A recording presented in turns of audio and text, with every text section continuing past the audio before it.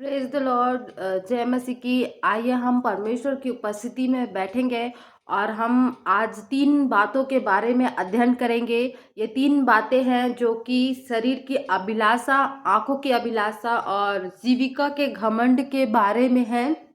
ये हमें पहला यूहन्ना उसके दूसरा अध्याय उसके 16वें पद में, यानी कि फर्स्ट यूहन्ना उसका चैप्टर 2 उसके 16 पद में जो लिखा हुआ है कि हमें किससे बचना है? शरीर की अभिलाषा से और आंखों की अभिलाषा से और जीविका के घमंड से हमें बचना है।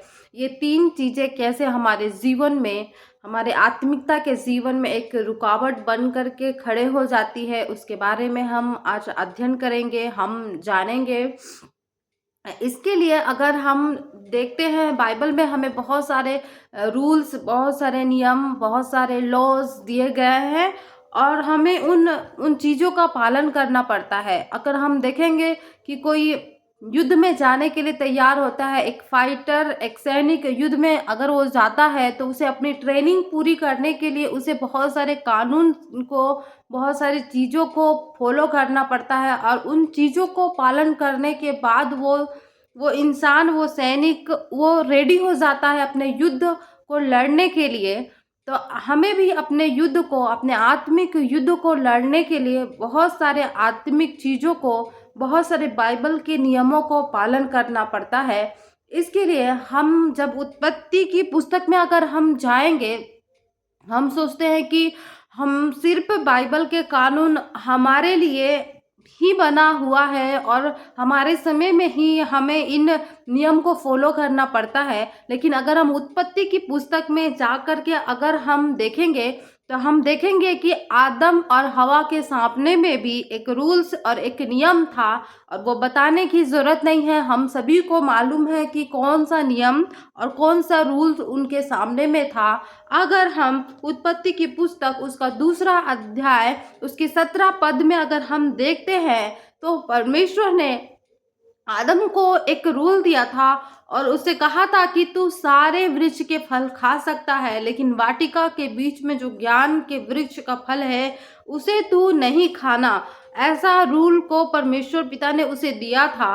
और हम जानते हैं कि उस रूल को तोड़ने से उनके जीवन में क्या बदलाव हो गया था, ये सभी को अच्छी तरह से मालूम है। और सबसे बड़ी बात कि जब तक से उन्होंने फल को नहीं खाया था वो आत्मा में थे। मेरे प्रियो, हम सभी जानते हैं कि जब परमेश्वर पिता ने आदम को और हवा को रचा था तब वो एक आत्मा के समान थे और उनके अंदर कोई पाप नहीं पाया जाता था। वो पूरी तरह से आत्मा के समान, यानी कि स्वर्गदूतों के समान थे, क्योंकि परमेश्वर ने उन्हें अपने स्वरूप में रचा था। वो पाप करने के कारण, ज्ञान के वृक्ष का फल खाने के बाद जो पाप होता है उसके द्वारा से वो शरीर में आ जाते हैं। और हम सभी जानते हैं कि जैसे कि हम शरीर में जब रहते हैं तब हम परमेश्वर से बातें नहीं कर पाते, परमेश्वर को देख नहीं पाते, हमारे पास दर्शन नहीं होता, हमारे पास विजन्स नहीं होते, हमारे पास परमेश्वर के टंग्स नहीं होते हैं। ये अंत का दिन है। और प्रेरितों के काम उसका दूसरा अध्याय में अगर हम जा करके देखेंगे तो बाइबल ये कहती है कि अंत के दिनों में मैं अपनी आत्मा सारे लोगों पर उंडेलूंगा। और आज का समय है, सब हम मसीही लोगों को हमें फ्लैश के साथ, शरीर के साथ में नहीं जीना है परंतु आत्मा के साथ में जीना है। मैं आपको बताना चाहूंगी कि उत्पत्ति की पुस्तक में अगर हम देखेंगे उसका तीसरा अध्याय उसके 8वें पद में जब हम देखेंगे कि जब आदम और हवा ने फल को खा लिया तब उनके अंदर जब पाप आ गई, तब मेरे प्रियो उनकी आंखें बंद हो चुकी थी और वो सिर्फ परमेश्वर की आवाज को सुन सक रहे थे और वो परमेश्वर को देख नहीं पा रहे थे। और वो परमेश्वर की आवाज को सुन करके वो डर गए थे, घबरा गए थे, क्योंकि वो जो आत्मा में थे वो फल को खाने के द्वारा, पाप होने के द्वारा उनके जीवन में उनकी आत्मिक आंखें बंद हो गई और वो परमेश्वर को नहीं देख पा रहे थे, सिर्फ वो सुन सक रहे थे। आज हमारे पास बाइबल है, आज हम भी बहुत सारी सभाओं में जाते हैं, बहुत वचन को सुनते हैं और बहुत सी प्रार्थनाओं में बैठते हैं, हम बाइबल पढ़ते हैं, लेकिन हम परमेश्वर की आवाज़ को तो सुन सकते हैं, लेकिन हम उसे देख नहीं सकते। उसकी उपस्थिति को हम देख नहीं सकते कि परमेश्वर कैसे उपस्थित होकर, उसकी आँख को नहीं देख सकते। क्यों नहीं देख सकते? क्योंकि परमेश्वर ने हमें ये 3 बातें हमें बताई हैं। जो बातें ये है कि हमें किससे भागने को लिए कहा जा रहा है? शरीर की अभिलाषा, आँखों की अभिलाषा और जीविका का घमंड। इन तीनों के बारे में आप बहुत अच्छी से जानते हैं, किसी को बताने की यहाँ ज़रूरत नहीं है कि हमें कैसे अपने शरीर की अभिलाषा से बचना है और आँखों की अभिलाषा और जीविका के घमंड से बचना है। इसमें से इन 3 चीज़ों में से हम देखते हैं कि ये तीनों चीज़ें मिलकर हमारे बॉडी को इतना, अगर हम इन 3 चीज़ों में फंसे रहते हैं तो हमारा बॉडी इतना करप्ट हो जाता है। हमारी आँखें, हम अब जब आँखों की अभिलाषा में फंसते हैं तो हमारी आँखें परमेश्वर के विज़न को, परमेश्वर के दर्शन को नहीं देख पाती है। और जब हम अपनी शरीर की अभिलाषा में जब हम फंसते हैं मेरे प्रियो, शरीर की अभिलाषा में हम फंसते हैं तो हम परमेश्वर के प्रेजेंस में नहीं आ पाते हैं, परमेश्वर की उपस्थिति में नहीं आ सकते हैं, परमेश्वर से प्रार्थना नहीं कर सकते हैं, उसके साथ चल नहीं सकते, उसके साथ बैठ नहीं सकते, हम चर्च नहीं जा सकते, प्रेयर्स में अटेंड नहीं कर पाते हैं। क्योंकि आप देखते होंगे कि बहुत सारे लोग, संसारिक लोग, वो चर्च नहीं जा सकते हैं। क्यों नहीं जा सकते? क्योंकि वो पूरी तरह से फ्लेश में रहते हैं, पूरी तरह से वो पाप में डूबे रहते हैं, इसलिए वो चर्च नहीं जा सकते, चर्च में खड़े नहीं हो सकते। तो क्या आज मेरा और आपका जीवन कैसे है? हम किस रीति से अपने जीवन को बिता रहे हैं? मैं अगर ये कहूँगी, मेरे कहने का मतलब है कि इन तीनों चीज़ों में शरीर की अभिलाषा, आज अंत का समय है, हम अंत के समय में जी रहे हैं, अंतिम समय में है। और इस अंतिम समय में परमेश्वर अपनी आत्मा बड़े जोरों से लोगों के बीच में उंडेल रहा है, बहुत जोरों से उंडेल रहा है। और बहुत सारे लोग पवित्र आत्मा से भरे होते हैं, बहुत सारे लोग परमेश्वर की उपस्थिति में रहते हैं, लेकिन उनको आज लोगों को शैतान शरीर की अभिलाषा से तो नहीं गिरा पा रहा है। ये वचन उन लोगों के लिए जो संसारिक है, उनके लिए कहेंगे तो नहीं, हम मसीही लोग और हम विश्वासी लोगों के लिए ये वचन है। क्योंकि अगर हम शरीर की अभिलाषा में नहीं जी रहे हैं, शैतान इन तीनों को पकड़ता है मेरे प्रियो। शरीर की अभिलाषा से तो हम बच जाते हैं, क्योंकि हम परमेश्वर के साथ चलते फिरते हैं और हम वचन पढ़ते हैं और अपने आप को पूरी कोशिश करते हैं कि हम अपने आप को शरीर की अभिलाषा से बचा लेते हैं। हम अपने जीवन से शरीर को, हम बहुत फास्टिंग करते हैं और बहुत सारे ऐसे ऐसे पाप है जो शरीर के द्वारा होती है, उनसे अपने आप को अलग कर लेते हैं। और हम आँखों की अभिलाषा में अगर हम जाएँ तो हम देखेंगे कि आँखों की अभिलाषा में हम, बाइबल में लिखा है कि हमारी आँख हमारे लिए दीपक के समान है। हम आँख को जितना शुद्ध रखते हैं उतना ही हम परमेश्वर के प्रकाशन को पा सकते हैं, परमेश्वर के वचन को पा सकते हैं, परमेश्वर के अनुग्रह, परमेश्वर के विजन को, परमेश्वर के दर्शन को पा सकते हैं। इसलिए हर एक आत्मिक व्यक्ति अपने आप को बचाने की कोशिश करता है और अपने आप को वो क्या करता है, पाप से बचा लेता है। लेकिन यहाँ पर थर्ड चीज जो कहा गया है, जीविका का घमंड, ये बहुत ही डेंजरस चीज है मेरे प्रियो। बहुत लोग आज इसी चीज में फंस करके गिर जा रहे हैं। वो क्या है? वो चीज है जीविका का घमंड।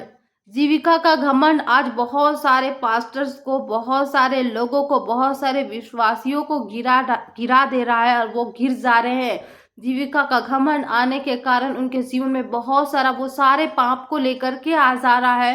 जीविका का घमंड आने के कारण से ही वो गिर जा रहा है। शैतान का ये बहुत बड़ा हथियार बन चुका है, क्योंकि परमेश्वर, हमारा यीशु मसीह सबको बहुत ब्लेस करता है। सब हम प्रार्थना में जाते हैं, हम परमेश्वर से प्रार्थना करते हैं तो वो हमें सारी चीज़ों को दे रहा है, सारी चीज़ों को देता है, हमें सारी चीज़ें मिल जाती है प्रार्थना के द्वारा। लेकिन हम जो अपने आप को जीविका के घमंड में फंसा लेते हैं।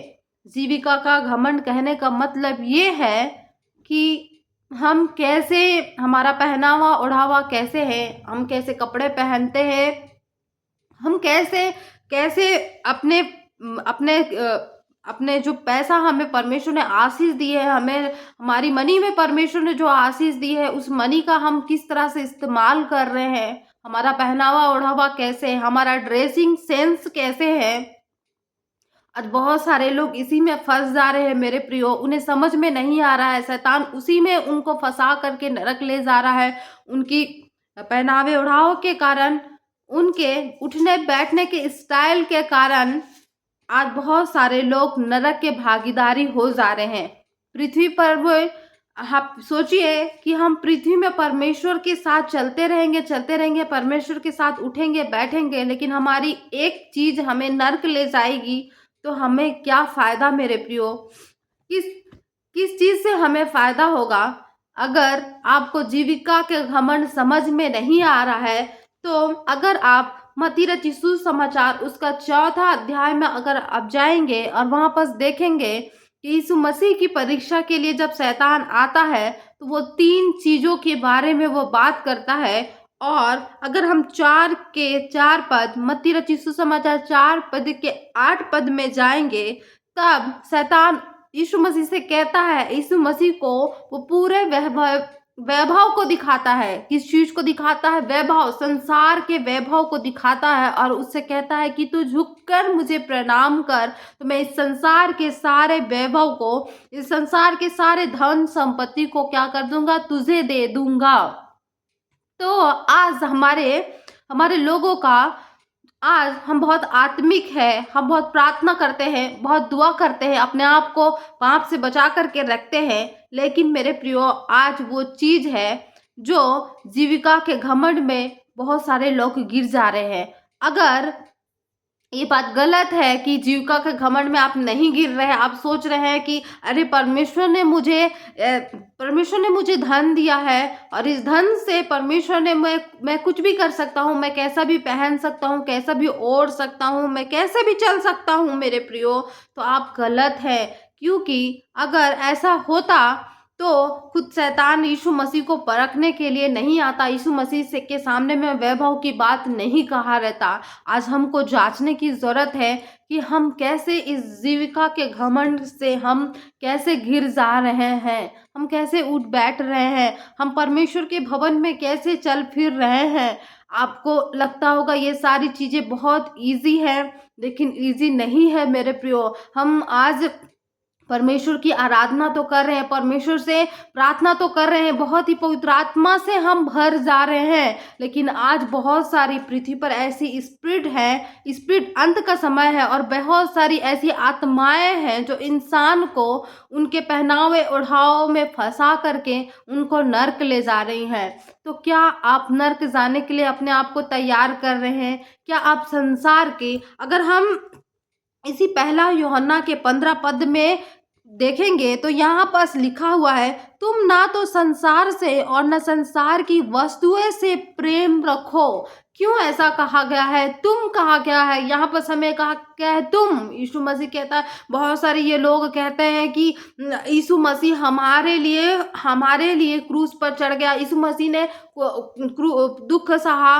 ताकि हम दुख ना सहें। बहुत सारे ये लोग रहा है कि यीशु मसीह क्या किया, वो उसके पास उसके कपड़े छीन ले गए, इसलिए छीन लिए गए ताकि हमको कपड़ा मिले और हम अच्छे कपड़े पहने, ऐसा बहुत सारे लोग कहते हैं। तो वो बात सही है मेरे प्रियो कि परमेश्वर ने हमारे लिए वो नंगा किया गया, हमारे लिए मारा पीटा गया, हमारे लिए सारे दर्द सहा ताकि हम अच्छे से रहें। लेकिन आज हमारे पास अच्छा कपड़ा होना, अच्छा खाना होना, अच्छे कार होना, अच्छा घर होना, अच्छी ज्वेलरी होना और अच्छा सोने चांदी होना, ये सारे चीज़ें कहीं हमको गिरा करके, हमारे जीविका के घमंड में फंसा करके कहीं हमको नर्क तो नहीं ले जा रहा है। आपको आज यहाँ पर थोड़ा सा थिंक करना है, थोड़ा सा सोचना है कि परमेश्वर हमें अपने स्वरूप में बनाया है।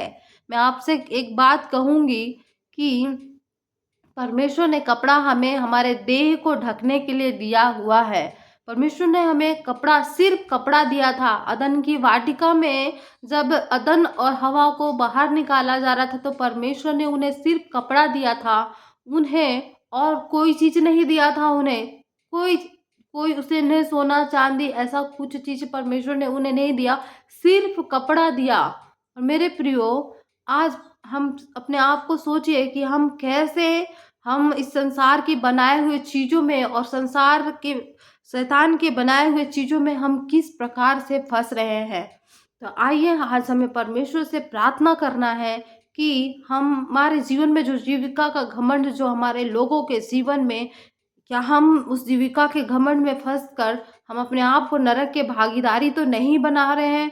ये जीवन, ये पृथ्वी हमारे लिए अब थोड़े दिन का है, कुछ ही दिनों का है और परमेश्वर का आना बहुत ज़रूरी है और हमें परमेश्वर के साथ जाना है। हमें बेदाग जुर्री वाले बनना है, वो कलीसिया बनना है जिसमें कोई भी दाग नहीं पाया जाएगा। इसलिए आइए हम आज परमेश्वर से प्रार्थना करें कि परमेश्वर हमें बेदाग जुर्री बनाए, ना कि शैतान के बनाए हुए चीज़ों में मिक्स करके नरक में जाने वाले लोग बनाए।